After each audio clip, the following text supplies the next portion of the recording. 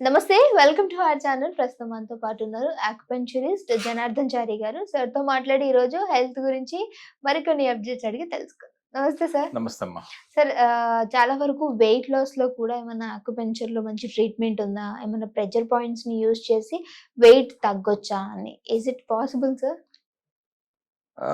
Wait loss అంటే బేసిక్గా ఇది చాలా పెద్ద టాపిక్ యాక్చువల్గా. వెయిట్ లాస్ అనేది మనం ఒబెసిటీ, స్థూలకాయం, ఈ సమస్య చాలా పెరిగింది. ఒకప్పుడు ఇది ఏదో పట్టణాలకి పరిమితం అయి ఉండేది. అవును. అందుకనే నాకు ఒకసారి అనిపిస్తుంది ఒబెసిటీ సిటీకే ఉండేదేమో, సిటీలో ఉన్నది ఒబెసిటీ అనుకునేవాళ్ళు. ఇప్పుడు సిటీస్ కాకుండా పట్టణాల్లో కాకుండా ఈ పల్లెల్లో గ్రామాల్లో కూడా ఒబెసిటీ వచ్చింది. దానికి అక్కడ ఉన్న కారణాలు ఇక్కడ ఉన్న కారణాలు వేరు. దీనికి ఆక్యుప్రెషర్లో అద్భుతమైన ప్రెషర్ పాయింట్స్ ఉన్నాయి, రిజల్ట్ ఓరియంటెడ్.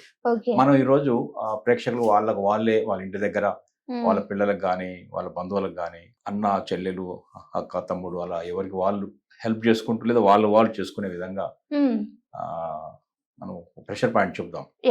ప్రెషర్ పాయింట్ ఒక్కటి చెప్తాం ఇవాళ, ఒకటి చాలు. ఒక్క ప్రెషర్ పాయింట్ 2 కాళ్ళల్లో ఉంటుంది. పాయింట్ కాళ్ళల్లో ఉంది, ఇది మోకాల దగ్గర ఉంటుంది. అవన్నీ చూపిస్తాను. ఇది పాయింట్ పేరు కూడా చెప్పి అది ఎలా చేయాలి, ఎంతసేపు చేయాలి, రోజుకి ఎన్నిసార్లు చేయాలి అదంతా చెప్తే ఖచ్చితంగా చాలా బెనిఫిట్ అవుతారు. అది చెప్దాం. అయితే అది దానికి ఒక ముందేంటి తెలుసుకోవాలంటే మనం ఈ పాయింట్ ఆయన చేస్తూనే మనం ఒబెసిటీకి ముఖ్యంగా ఒక 3-4 కారణాలు ఉంటాయి. ఎందుకు వస్తుంది స్థూలకాయం అనే దానికి, ఫ్యాట్ ఎందుకు అక్యుములేట్ అయింది బాడీలో, పేరుకుపోతుంది అనేది 3 కారణాలు చెప్పొచ్చు. 3-4 ఉంటాయి. ఒకటి ఫ్యామిలీ హిస్టరీ, వాళ్ళ పేరెంట్స్లోనే ఈ లక్షణాలు ఉంటే ఒబేసుకున్నట్టయితే వాళ్ళ జెనెటికల్ గానే పేరెంట్స్ కానీ 4 ఫాదర్స్ కానీ తాత ముత్తాతలు కానీ వాళ్ళ నుంచి కూడా వచ్చే అవకాశం ఉంటుంది. ఇది ఒక ఫ్యాక్టర్. రెండవ ఫ్యాక్టర్ ఏంటంటే ఓవర్ ఈటింగ్, ఎక్కువ ఓవర్ ఈటింగ్ అంటాం. రిపీటెడ్గా తినడం. ఈటింగ్లోనే రాంగ్ హ్యాబిట్స్ ఉంటాయి.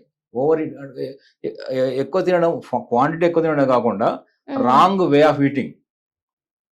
అంటే నమిలి తినకుండా ఫాస్ట్గా తినేయడం, రాంగ్ ఫుడ్ తినేయడం.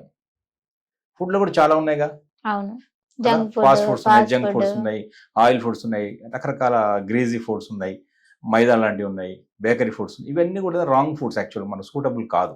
అవి తినడం కూడా ఒబెసిటీ కారణం అవుతుంది. ఇంకోటి ఏంటంటే టేస్ట్ ప్రకారం తింటున్నారు, అది హెల్త్ కాదా చూడట్లే, రుచికరంగా ఉందా లేదా చూస్తున్నారు. ఇది కూడా ఒక కారణం అవుతుంది. ఇక ఇంకో కారణం ఏంటంటే సెడెంటరీ లైఫ్ స్టైల్. ఇప్పుడు మన పనులు తగ్గాయి, ఓన్లీ బ్రెయిన్తో చేసే పనులే, ఫిజికల్గా చేసే పనులు లేవు. సో ఎట్లా అంటే మన వాళ్ళు ఏదైనా వెజిటబుల్ షాప్ పోయినా కూడా స్కూటర్ వెళ్ళి ఆ షాప్ ముందే ఆపి దేవకుండానే వెజిటబుల్ కొనుక్కొని కూడా వస్తున్నారు. పార్కింగ్ చేసి కొంత నడుద్దామని కూడా లేదు. వీలైతే ఎక్కడికి వీలైతే అక్కడ దాకా బండి తీసుకుపోతూనే ఉంటారు. సో అట్లా వీలైన చోట కూడా ఇప్పుడు స్టైర్స్ తీసుకోవచ్చు, ఫస్ట్ ఫ్లోర్, సెకండ్ ఫ్లోర్, అది కూడా మనం అవాయిడ్ చేస్తాం. ఇట్లా ఏంటంటే మనకు ఒక సుఖప్రదమైన జీవితం అలవాటైంది. శారీరక శ్రమ లేదు, చెమట తీయడం లేదు, స్వెట్ రావట్లే. స్వెట్ ఉంటే ఫిట్ అవుతాం, ఫిట్ ఉంటే గట్టు బాగుంటుంది, గట్ బాగుంటే మనం హెల్దీగా, బ్రెయిన్ కూడా బాగుంటుంది, గట్ బ్రెయిన్ యాక్సెస్ ఉంటుంది, మనసు కూడా బాగుంటుంది. సో ఇట్లా ఈ ఇందాక ఈ కారణాలన్నీ కూడా అవుతున్నాయి. దీన్ని మనం ఏం చేయొచ్చు అంటే, ఈ ఒబెసిటీలో ఇంకొక ప్రధాన కారణం ఉంది. నిద్ర సరిగా పోని వాళ్ళలో కూడా ఈ సమస్య వస్తుంది. అంటే ఈ స్లీప్, దీని ఏమంటాం అంటే ఇన్సామ్నియా అంటాము, నిద్ర లేమి అంటాము, నిద్ర సరిగా పట్టకపోవడం. ఇది మధ్య మరీ ఎక్కువైపోయింది. ఈ స్క్రీన్స్ ఓవర్ యూసేజ్ వల్ల ఇది ఎక్కువైంది. సో ఇవన్నీ కూడా కారణాలు అవుతున్నాయి. సో ఇది ఇప్పుడు ఈ కారణాలన్నిటిని కూడా ఈ ఒక్క ప్రెషర్ పాయింట్ చాలా వరకు దాన్ని నివారించగలుగుతుంది. అంటే స్లీప్ ని బెటర్ చేయగలుగుతుంది. ఓకే, క్రేవింగ్ ఉంటుంది తినాలని, అది కూడా కంట్రోల్ చేయగలుగుతుంది. మూడోది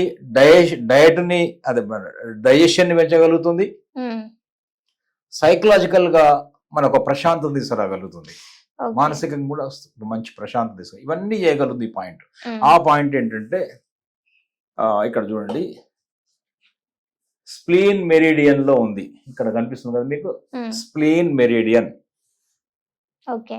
స్ప్లీన్ మెరిడియన్ గురించి చెప్పాలంటే, స్ప్లీన్ అనే చిన్న ఆర్గాన్, అది స్టమక్ అనే ఇంకొక ఆర్గాన్ తో కలిసి పనిచేస్తుంది. రెండు జంట అవయవాలు అంటాం.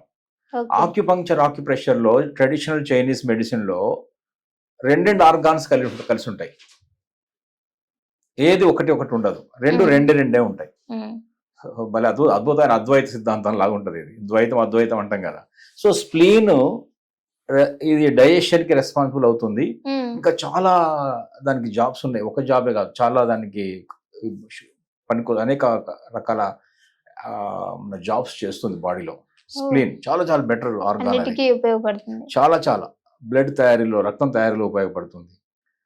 ఈ ఎసెన్స్ ని మన శరీరానికి అనుగుణంగా ఆహారం నుంచి తీసుకున్న ఎసెన్స్ ఉంటాయి, ఫుడ్ ఎసెన్స్, సారాలు, దాన్ని మనకు బాడీకి పనికొచ్చే విధంగా ట్రాన్స్ఫర్మేషన్ చేయగలుగుతుంది. ఏ ఆర్గాన్కి ఏది కావాలో ట్రాన్స్పోర్ట్ చేయగలుగుతుంది.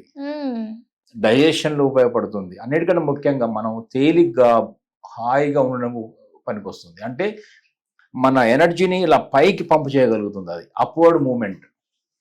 ఇప్పుడు వెరికోస్ వెయిన్స్ వచ్చాయి, కిందకు వచ్చింది అదంతా ఫ్లూయిడ్, బ్లడ్ పైకి పంపు కాకపోవడం వల్ల వెరికోస్ వెయిన్స్ వస్తుంది. అలాంటి వాటికి స్ప్లీన్ డెఫిషియన్సీ ఉందని అర్థం. ఇది కనుక సరిగ్గా ఉంటే అది పైకి మనం పంపించగలుగుతుంది. So upward movement is the duty of the spleen. ఆర్గాన్లు జారే అంటారు చూసారా, రెక్టమ్ ప్రొలాప్స్ అయింది, కిందకి జారింది, విన్నారు ఇప్పుడు? స్టమక్ ప్రొలాప్స్ అయింది, కిందకి ఇలా కొంతమంది ఇలా అయిపోతారు చూసారు, పోస్చర్ మారిపోతారు. అదంతా కూడా మన సింక్ అవుతున్నారంటే ఈ పైకి పంపించే ఎనర్జీ స్ప్లీన్ ఇబ్బందులు ఉందని అర్థం. సో అందువల్ల ఇది కనుక SP9, ఇప్పుడు దీంట్లో ఈ కాలు తీసుకుంటే ఒక లెగ్, హ్యూమన్ లెగ్ లో ఈ లోపల వైపు బొటన వేలు ఉంటుంది, అంతే కదా, లోపల వైపు బొటన వేలు ఉంటుంది, అవుట్ సైడ్ చిటికెన వేలు ఉంటుంది. ఈ బొటన వేలు వైపు నుంచి రావాలి, ఇలా పైకి వచ్చినప్పుడు ఈ మోకాలకు ఇలా ఒక రేఖ కనిపిస్తుంది కదా, ఇప్పుడు ఇలా చూసారు కదా, బొటన వేలు పక్క నుంచి ఇలా రేఖ వచ్చింది, ఇలా పైకి వచ్చింది. ఇక్కడ మీకు కనిపిస్తుంది, ఇక్కడ స్ప్లీన్, ఇక్కడ కనిపిస్తుంది చూసారా, స్ప్లీన్ SP9. ఇది మోకాలుకి కొంచెం కింద భాగం ఉంది, లోపల సైడ్, నాట్ అక్కడ మీరు అక్కడ ఉంది. సో ఈ పాయింట్ కనుక రెగ్యులర్ గా SP9 స్ప్లీన్ మెరిడియన్ లో 0.9 ఇదేం చేస్తుందంటే, ఇది వాటర్ పాయింట్. స్ప్లీన్ అంటే డైజెషన్, ఎర్త్ పాయింట్. పంచభూతాల లోపల ఇది 5 ఎలిమెంట్స్ థియరీ అంటాం కదా, ఆకాశము, అగ్ని, భూమి, గాలి, నీరు. ఆకాశము wood, fire, earth, air, water. ఈ వాటర్ ఎలిమెంట్ ని ఎర్త్ ఎలిమెంట్ కలుపుతున్నాం ఇక్కడ. ఎర్త్ ఎలిమెంట్ అనేది ఒక డైజెస్టివ్ సిస్టమ్ ని రెగ్యులేట్ చేస్తుంది.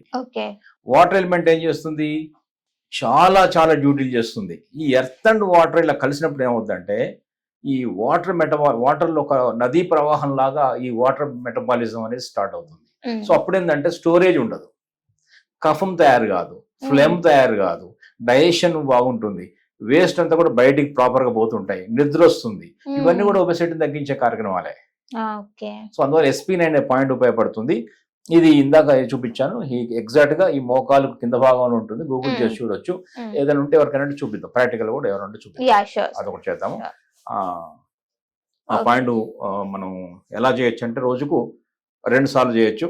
చేసిన ప్రతిసారి మనము సర్క్యులర్ మోషన్ లో కానీ ఇలాంటి పెన్ తో కానీ చేయొచ్చు. ఇలాంటి పెన్ తో కూడా ఆ పాయింట్ని SP9 మెల్లగా ఇలా పెట్టి ఇలా నొక్కి వదలొచ్చు. 40 times 40 seconds, 1 minute ఒక పూట, ఇంకొక 1 minute ఇంకొక పూట, 2 కాళ్ళు కూడా చేయొచ్చు. ఇలా చేస్తూ పోతే ఆ స్ప్లీన్ మెరిడియన్ యాక్టివేట్ అవుతుంది, ఆ SP9 పాయింట్ యాక్టివేట్ అవుతుంది. ఈ ఒబెసిటీ లేదా లోపల వ్యర్థాలు పేరుకుపోయినాయి కదా, ఫ్యాట్ బర్నింగ్, అవన్నీ కూడా తగ్గుతాయి. ఓపిక వస్తుంది. నేను పొద్దున్నే వాకింగ్ చేద్దాం అనుకుంటాను, లేవలేను, అలాంటి లేవలేని కండిషన్ కూడా ఇది నివారిస్తుంది. నిద్రపోలేదు, నిద్ర పట్టట్లేదు, అరగడం లేదు, నిద్ర కూడా హాయిగా పట్టేలా చేస్తుంది. SP9 is very good point.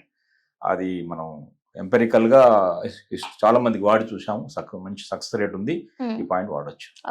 Thank you so much sir. నమస్తే అమ్మా.